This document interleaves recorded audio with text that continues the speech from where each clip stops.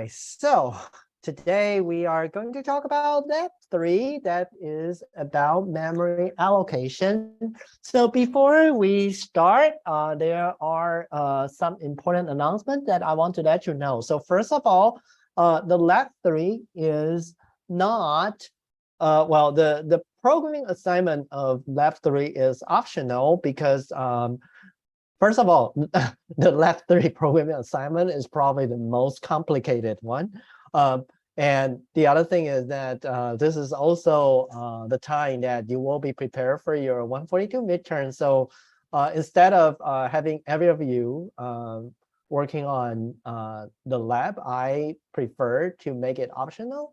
And it will be a bonus if you do it. And you can turn in anytime before September the 2nd, but it's only the programming assignment part. For the notebook part, you still have to turn in it on time. And the other thing is that the Lab 3, because the lack of time in before midterm, so and it's really a lot of work. So and since it's a bonus, I would have you guys read through it yourself and figure out how it works by yourself. And this also make the A+ a real A+.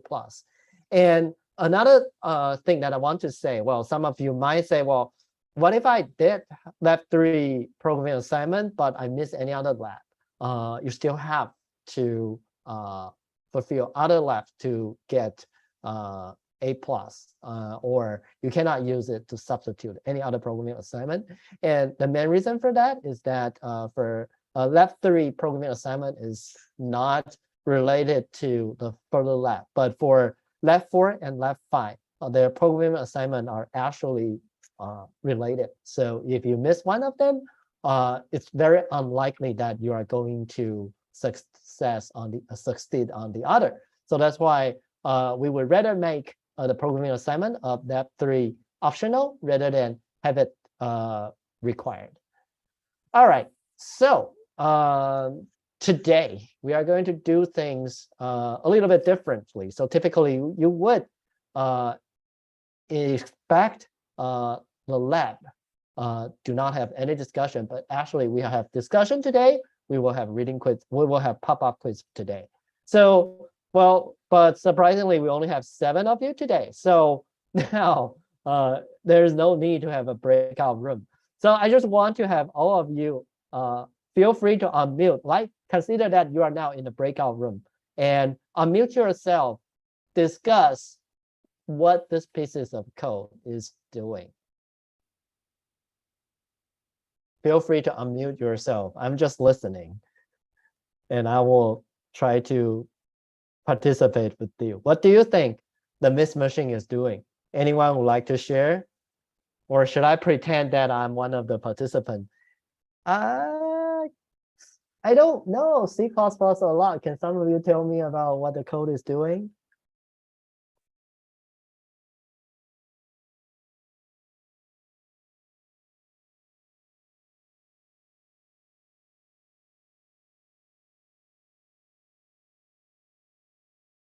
So quiet.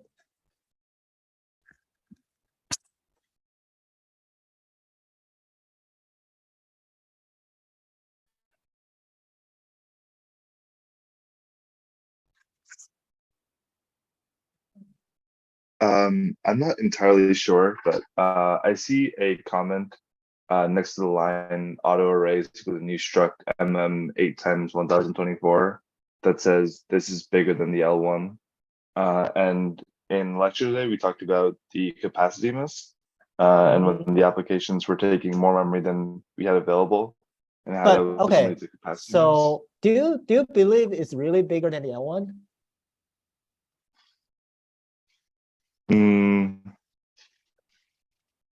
I'm not sure, but that's what I was thinking. Okay, based on so what the comment said. from your memory, do you remember what machines are we using on Data Hub? I do not. Okay, so how do we know this? We can check on terminal. Yeah, we can probably take terminal, or we can just go to data hub, right? And probably pull up your data hub. We can log in it. We can probably log in it, and probably from your, yeah, I think terminal is also good, right? But we can definitely, we can newer terminal. Good idea. It's probably the fastest way, right? And remember what I have today, right? Get conf dash a grep cache, right? So yeah, it's exactly the same type of processor we have as in a class, right? So how big is the cache? 32 kilobytes. 30. Yeah. 32 kilobytes, right? So let's go back and look at the code. For this structure, how big is the structure?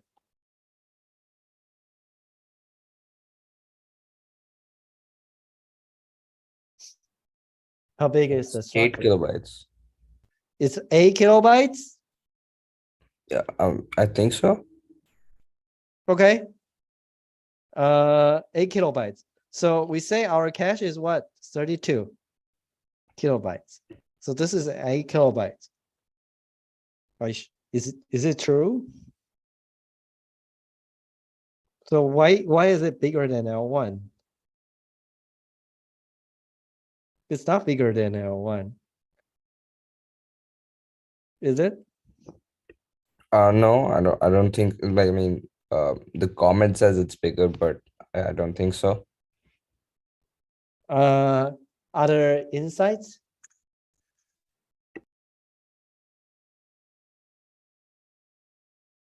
Other thoughts?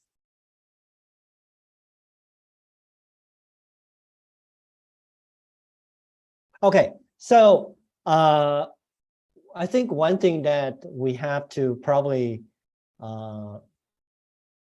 learn is the C++ syntax, right? So can some of you explain what this line is trying to do?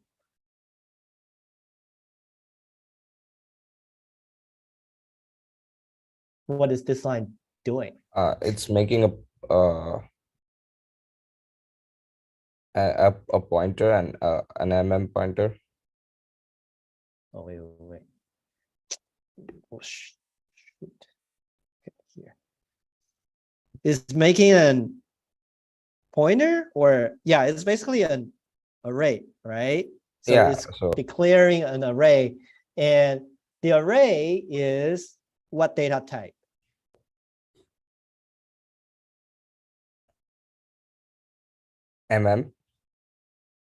Okay, it's right? So it's yeah, that's new the struct. and Mhm. struct right? So it's struct So how big is a struct MM?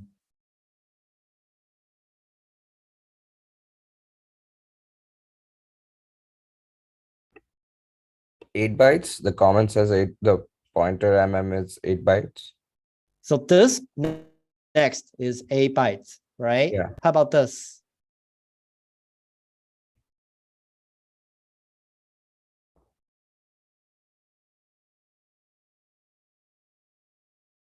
How about this?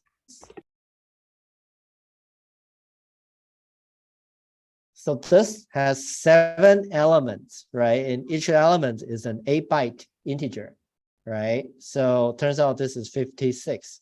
So the whole thing is actually 64 byte.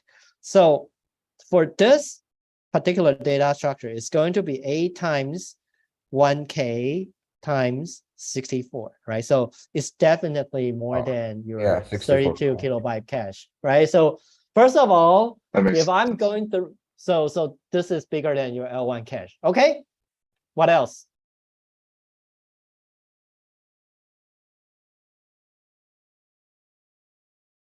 What's this part of code doing?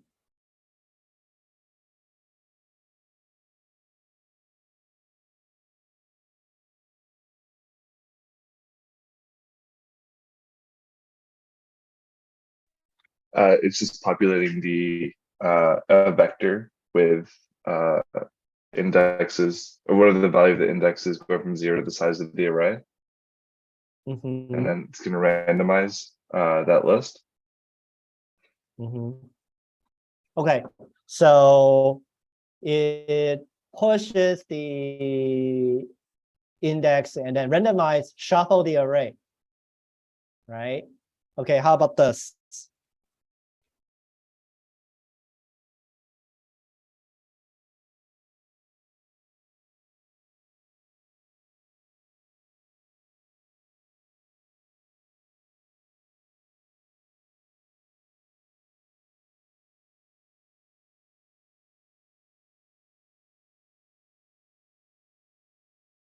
It's replacing the indexes with addresses so they become pointers. Okay, they become pointers and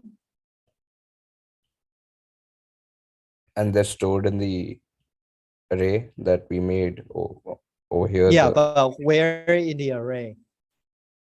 On from the indexes we got in the index vector. So we put it in the next, Yeah, right? one So after that. you can consider this is what we are doing. So assuming this is your memory space and this is the array, right? This is the beginning of the array. And then we can consider we can consider that, well, the array have a lot of stuff in it, and there is a next, there is junk, right? And the next would be a pointer to some other elements within the array. But with this shuffle, we shuffle the index. So what you got in the next is probably not going to be the next right next to you, but maybe someone here, right? So your next may be pointing to here, right?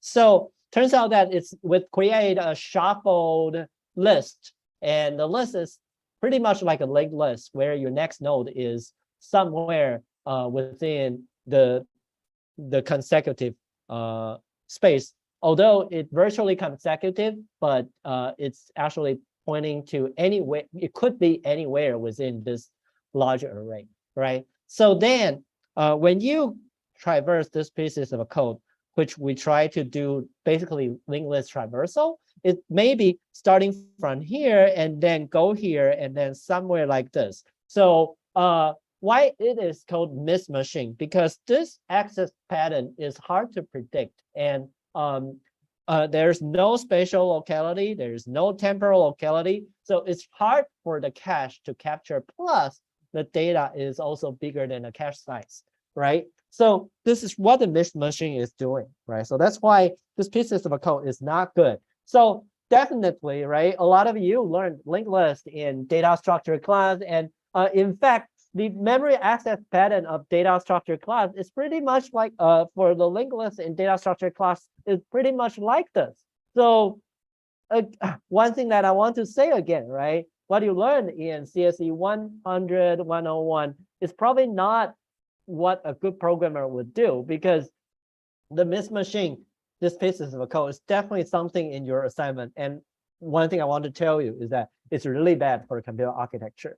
So to make your to make your code align better with the underlying architecture, it's really important that we know how fast is your memory, how big is your data, and how memory stores your data. So in a lecture, we have learned memory hierarchy. So we also learned that there are localities in your code. And to begin with that, so if we want to improve the memory performance of our code, we have to make our code better aligned with locality. So let's start with, so in this lab, we are trying to see if we can create code that better exploits spatial locality. So that's the whole idea of this lab. And the thing is, through this example, you also know that the cache performance is determined by the latency of each level of the memory hierarchy. So it's really important that if I really want to estimate the effect of my code optimization, that I need to find some way to know how fast is my memory. So there are tools that would help us to get the memory latency. So one of the tools that we have is from the Intel. They have the Intel memory latency checker. But in this lab, we can definitely use the other tools that's already installed on our machine. So the first tool that in your lab that we'll introduce. So now let's go through your lab and let's open it, turn on the notebook again.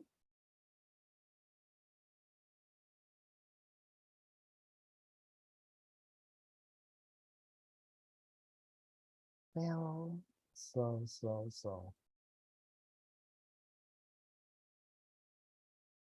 Oh.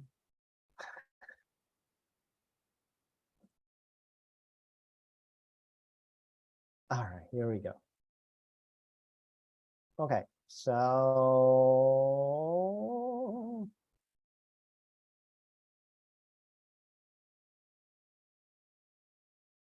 okay, so some of you were asking, well, what if I miss some errors in when I'm doing the lab, right? Again, we do give you some kind of tips in the lab to figure out how to address those bugs. Like if you get this error, right, and here are the things to do, right? So make sure that you read the lab before doing you read the lab document carefully, because we do give you everything you need, right? So now let me log in.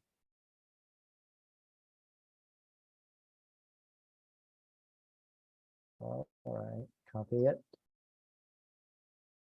Okay, so for this lab, we do have some. So this is the tensor. Okay, the miss machine.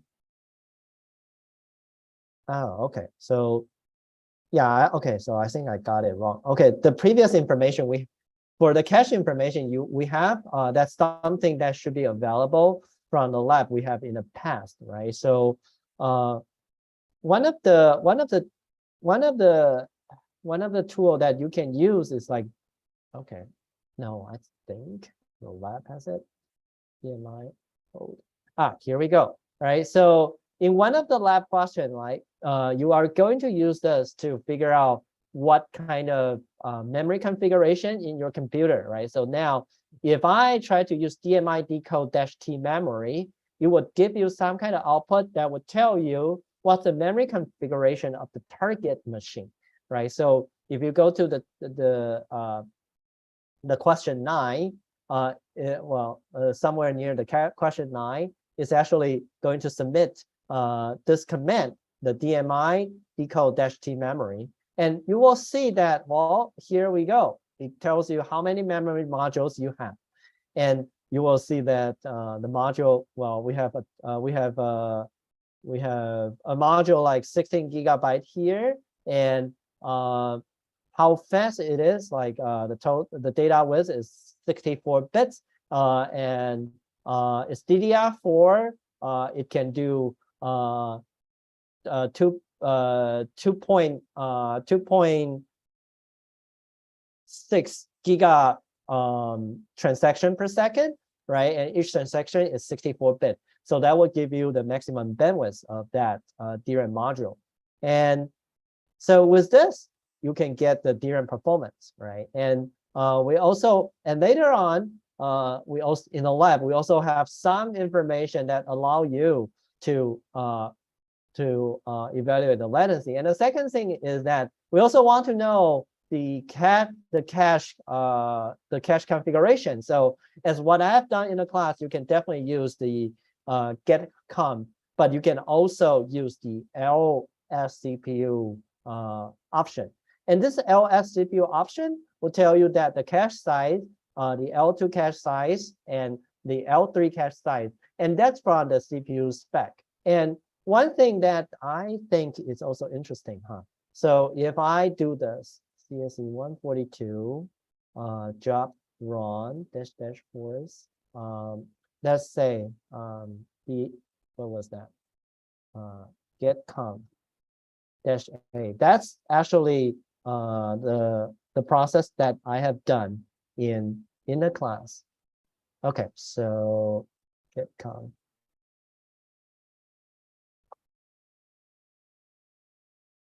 In a class. I'm just curious if it's working.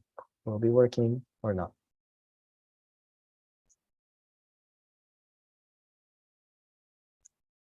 Okay. Probably not. All right. So, okay. So this is what we have in a lab to let you know your cache configuration, right? So in this lab, we will use DMI decode and LS tool, right? And from one thing that you can learn, well, you'll figure out that our machine is running at 3.5 gigahertz, and the cycle time is 0.2 nanoseconds. And the L1 latency is actually 4 cycles. And the L2 latency is actually 23 cycles, and L3 latency is 96 cycles, right? So the DRAM latency is 217 cycles. So how do you know that, right? So here are some of the labs we have to help you figure out the latency of your L1, L2, and L3. And the slide just give you a summary of how we learn about the speed of this memory, your memory hierarchy, right? But basically, you can find the latency information here, and you can see that, well, the larger the size I'm accessing, the longer the latency I have. And you should probably know the answer is probably, well, when your data access size surpass the capacity of your cache, L1 cache, it will incurs capacity misses, and the capacity misses are coming from the penalty of accessing the next level memory hierarchy. So that's how the program used to measure the memory latencies. So simply knowing the memory latency is not enough, because we don't care about the small programs. In fact, we care about the real performance when running applications. So in this lab, I hate to do this. However, in this lab, we will introduce a new term called misses per instruction. And in addition to miss rate, the designer of the lab believe this is the better metrics, because it tells you on average how many misses per instruction would incur.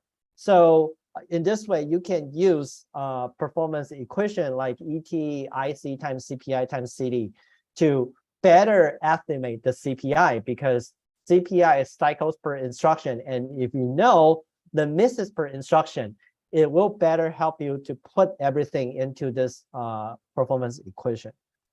So the thing is that, okay, remember, for the L1 cache, even though it's a hit, it takes 4 cycles, right? And L2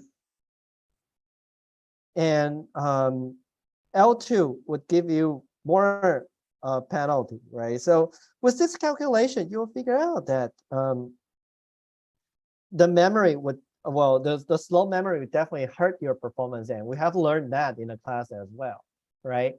So definitely we have to figure out how to reduce the memory miss, the number of cache misses we have. Okay, so there are a lot of different ways that we can do this, and one of the important ways of doing this is that we can, if we want to avoid the capacity miss, right, you have to shrink your data structure size, right? So like what we learned in the missed machine code, right? So for this pieces of a code, right, this data structure is 64. So I can estimate the size of the data structure, and I know it's larger than my cache capacity. So it's really important that if we want to make sure that we understand how if the data structure is going to surpass the size of your cache, you have to understand how much memory you use in your code. So now I am having a pop-up quiz here, and please reuse this question that we have, ignoring the description here. Can you guys tell me, for this particular pieces of code, what would be the output?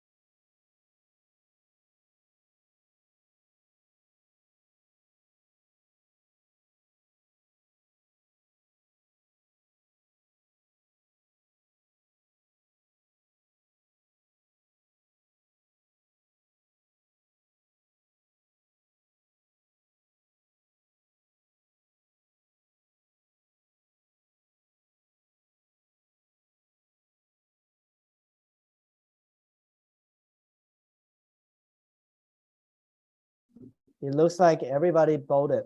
And all right. So since we have 4 of you only, can some of you share your thoughts how you derived your answer? Okay, so Kayat. Yeah, I think it's C, 32 bits. Okay, so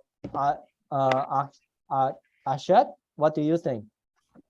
I think B, 28. You think B. Okay, so interesting. So how do you know, how do you get your answers?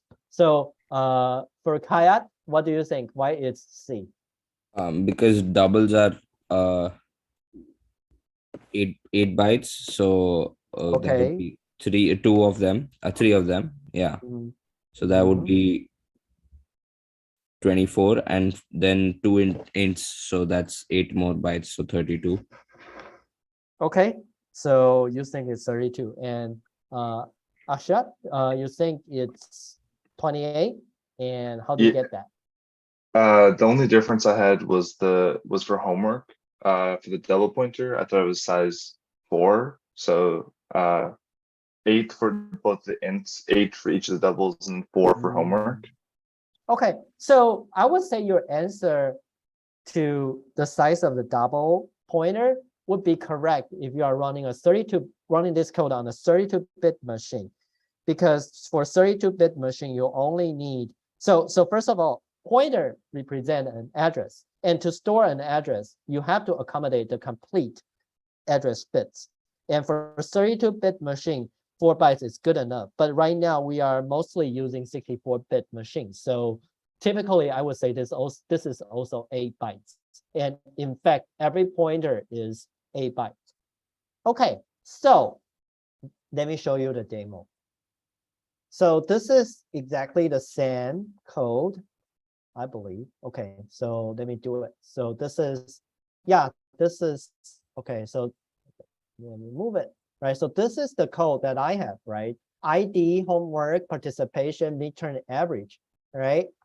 So now, clear, and struct C, right? So this is the code I have.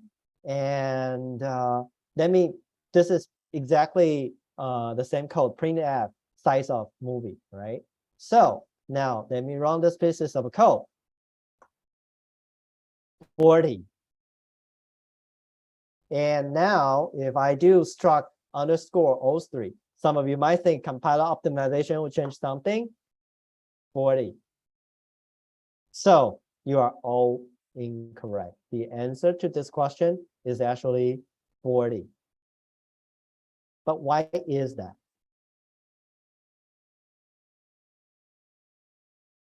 So in fact, the memory layout looks like this. So maybe I can modify the code a little bit to let you get the idea better. So yeah, I never thought about doing this. So what if I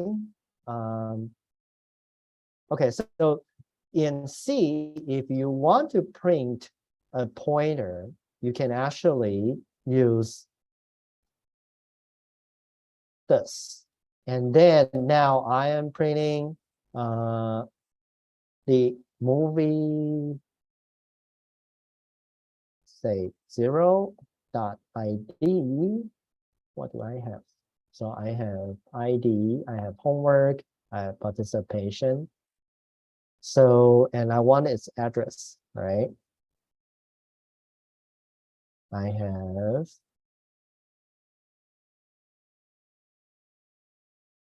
homework, and I have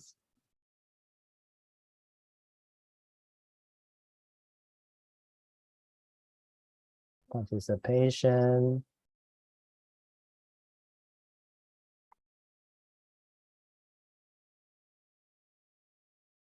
midterm,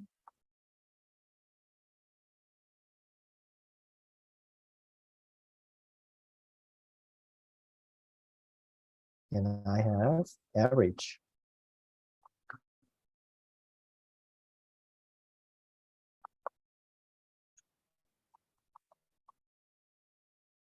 Ooh. First use, oh, moving on, declare.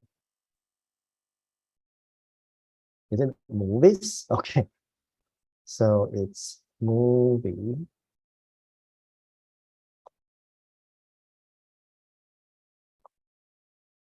All right. So now let me print those address sequence, right? So you can see the first one end with 0, the second one end with 8, and then we plus 8, so go to B0, B8, C0, right? So it turns out that its memory layout is like this. We start with 0, and then we jump to 8. We jump to 8, and then this is how we lay out the memory. So it turns out it looks like your data structure is only has only like 32 bytes in effective. However, it actually spans through 40 bytes in your memory. Isn't that surprising to you? Isn't that surprising to you? And the reason to that is because we need to make sure that memory address is aligned. And aligned means instruction needs to, well, so the thing is that if you have an object size of n at address of x, the access must be aligned with, the address must be aligned if x mod n equal to 0. So for example, if you have an 8-byte data structure, it must start with an address that mode 8 as 0, right? So if you have 4, that needs to start with 0. So that's looking at this, right? So if I have the homework starting here, the homework mod 4 will be 8, be 4 instead of 0, right? So it's an unaligned access. And the reason for that, as some of you ask in the class, is that, well, what if I try to access something starting from the very end of the block, and it will the word is split into 2 cache blocks? And the answer is that it's not going to happen, because we force every data element to be aligned with this policy. And in fact, the compiler won't change it. The compiler won't change it. So that's why you see the compiler optimization cannot do anything with it. So the only thing you can do for this pieces of code is that you have to rearrange the elements like this. And then now, if you execute the pieces of a code, then you will see, right, it's 32. And some of them do start with an address like A4, right? So in this way, we can use the memory more compact. Kaya, do you still have questions? No, sorry, I just forgot to. Okay. All right. So this is aligned on aligned address. So the thing is that aligned address would cause performance slow down, because it caused 2 cache misses. And in fact, for some other instruction set architecture, they don't even allow aligned accesses. All right, so that's one of the things, right? We know for spatial locality, for cache capacity, this is how the data structure declaration affect our capacity. And now looking at the other topic, a lot of you probably heard about tensors, right? TensorFlow, tensor whatever, TensorRT. So tensor is an algebraic object that describes a multilinear relationship between sets of algebraic object related to a vector space. So in short, this is what I would say. Any n-dimensional object is a tensor. And rank 0 is a point, right? And that's the scalar. And vector is a set of points, right? And for matches, that's rank 2, 2-dimensional objects. And if you have a cube, that's 3-dimensional objects, 3-dimensional tensors. And if you consider that we have time series, that's actually fourth dimension. So those are tensors. So for tensors in C programming language, they are stored in a linear array and starting with the lowest dimension. So in this lab, we would definitely give you some chances to experience how the tensor coordinates would move within within the memory space. And then in a lab, there is a tool which I don't personally like a lot, but it's called Moneda, and it's going to provide you a lot of interesting stuff regarding the cache the behavior of your cache. So as I mentioned, right, for this lab, we are trying to explore the spatial locality. And for the tensor, we have this piece of a code called stride, which try to move around the memory space. And you are probably familiar with the Fido tool, which you use in the last lab, that would help you to generate some of the code structure.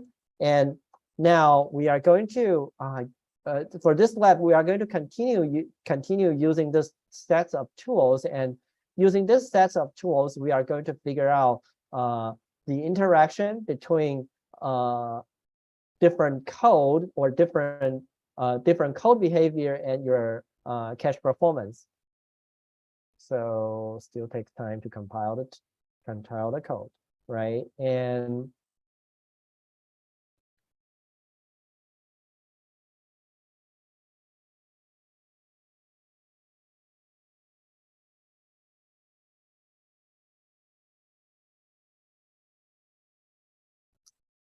yeah, and well, but the whole idea of this Moneda is that we are going to give you a tool that will allow you to visualize some of the stats that we generated from some of your from some of the program that you are going to provide.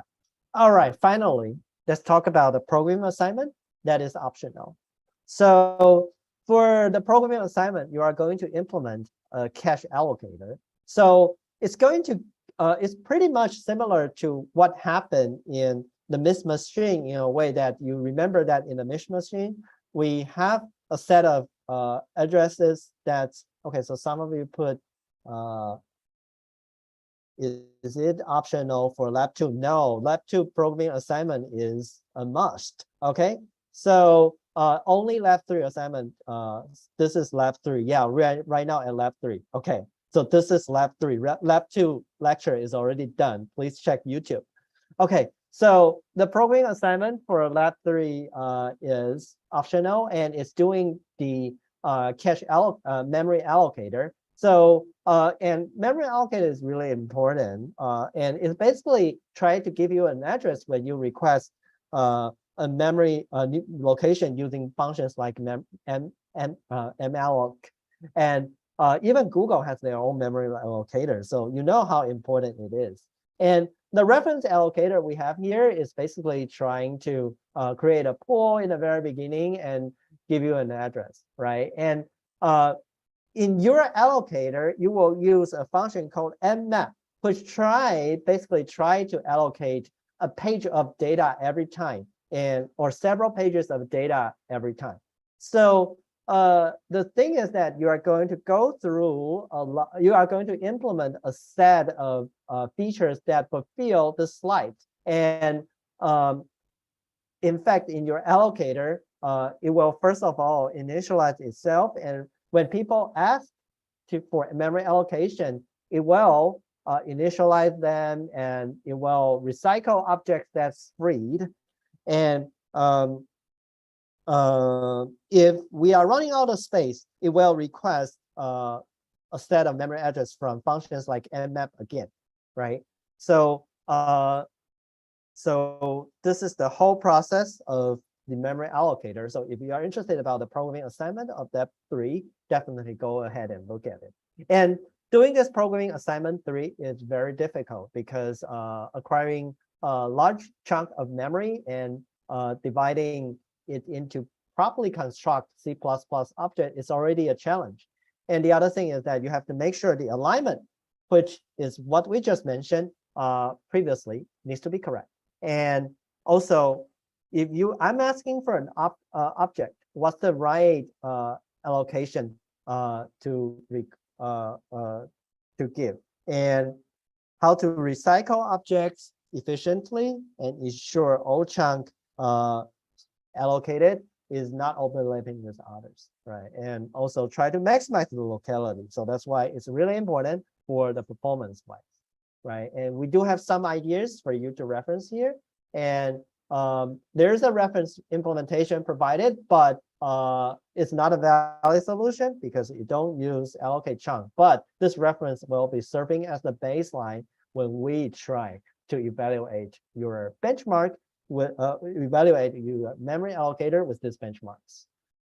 So I guess that's probably about it. And for this lab, I do encourage you to start early, especially if you are aiming at getting the programming assignment down, and start with a simple case, try some of the tools. And again, this programming assignment is not impossible to finish.